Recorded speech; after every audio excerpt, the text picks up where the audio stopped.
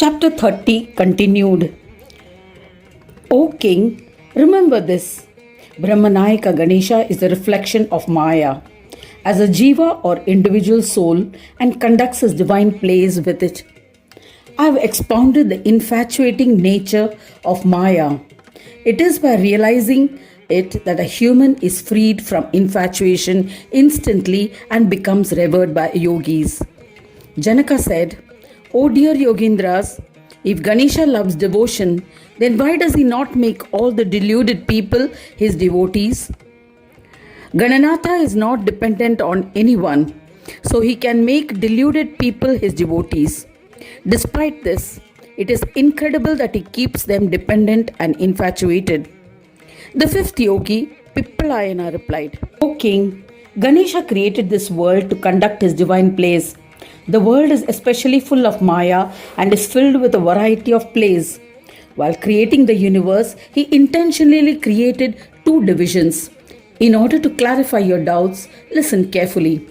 One division of the universe is completely engrossed in selfish deeds and consider themselves happy in this Maya.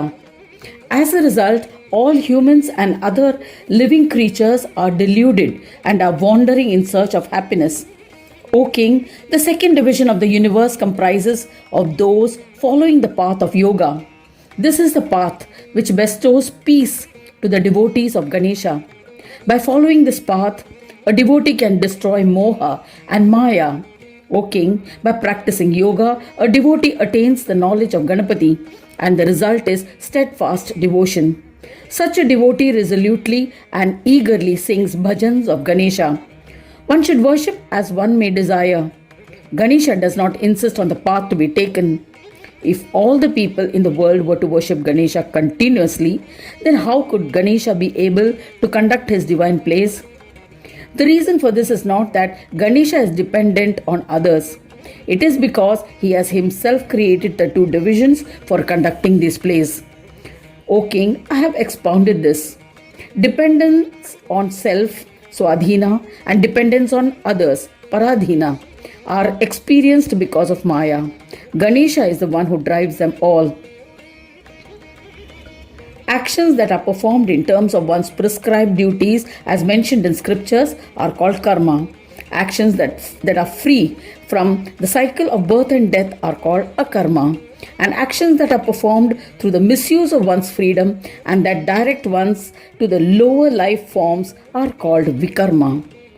King Janaka asked, "O revered Pandits, what are akarmas? What are karmas? What are akarmas? What are vikarmas? O best of Brahmins, what is the nature of karma yoga? Please elucidate." The sixth yogi Avirhotra explained, "O intellectual one, to attain happiness, certain deeds need to be performed in this birth. These have been prescribed by the scriptures and are called karmas. It is because of these karmas that a human is trapped in the cycle of birth and death. Those deeds that are forbidden by the scriptures and one's own religion are called vikarmas. O king, if these are performed, they amount to committing sins. By committing sins, the mind becomes evil and corrupt. This results in physical suffering. There's no doubt about it. When one is desirous of liberation, he should surrender his mind and intellect to the Supreme Brahma, and the deeds he performs are called akarma. A devotee performing akarma deeds ascends on the path of Shuklagati upon death and attains final emancipation. This has been mentioned in the Vedas. Performing akarma deeds makes one free from desires. O king, the whole world is karma yoga, path of action. You must comprehend this. The various Brahmas, Shakti, Surya, Shiva, and Vishnu Brahmas also perform their ordained karmas selflessly of creation, preservation, and destruction of the universe. Whatever deeds are performed, they are called karmas. I shall tell you about the different types of karmas. Please listen attentively. O king, if a person maintains a vow of silence, it involves an act of maintaining silence, and hence it is also called a karma. There is no doubt about it. When a person regulates and controls his breath and concentrates the prana energy in his head, the action involves regulating the breath. It is also karma.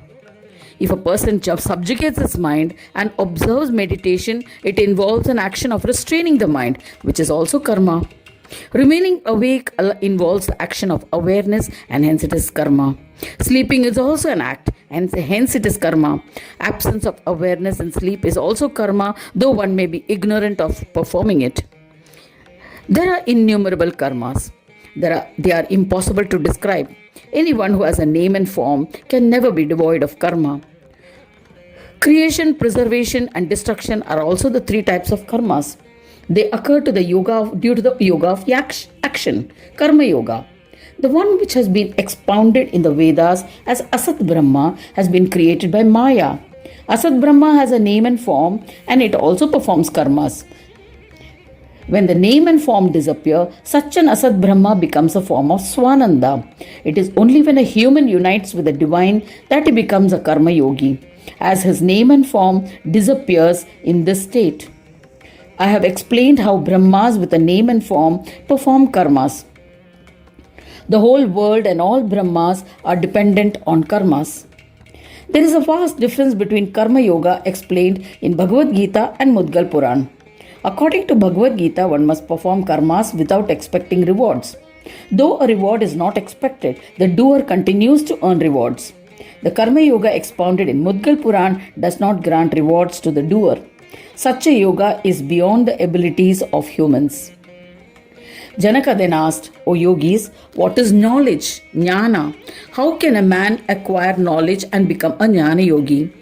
The seventh yogi, Drumila, explained, knowledge or jnana is what is inspired and emerges from the heart. This has been described by intellectuals as knowledge. This enlightenment has been made possible by Brahma, who resides in the mind. This Brahma is devoid of a name and form and is immortal.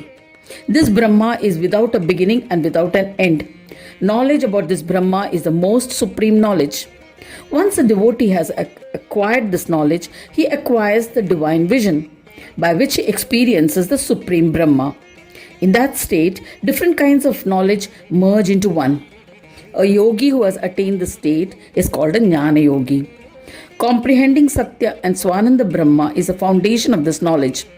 When all types of knowledge merge due to the practice of yoga, this knowledge is acquired. Janaka asked, what is the nature of Ananda or bliss? O Yogindras, what is meant by Sahaja Brahma? Can you describe what union with the Brahma is? The eighth yogi, Chamasa, replied, happiness, Ananda, has two components, internal and external. Happiness is everywhere in the world. Sometimes, happiness experienced has both the components to it. Such happiness is called the form of Sama Ananda. O king, happiness is hidden in the dualities that exist in the world, male, female, victory, defeat, food and one who feeds, etc. In the happiness that exists in dualities, there exist components for Sat, Asat, Sama and Swananda Brahma. Surya, Shakti, Vishnu and Swananda that is Jiva Brahmas respectively. The bliss that is created by the union of Shakti, Surya, Vishnu and Swananda is not eternal, but the one who is always in the state of bliss, that Brahma is absolute happiness. This is accepted by all. O king, the bliss that exists in duality prevails everywhere, but divine bliss is the absolute bliss. Those who exist as embodied can attain divine bliss by the practice of yoga. I have expounded in the form of bliss to you. All happiness exists in Sama and Swananda. Sama is the embodied form of the union of Sat and Asat, that is Surya and Shakti. This union is stabilized by Vishnu.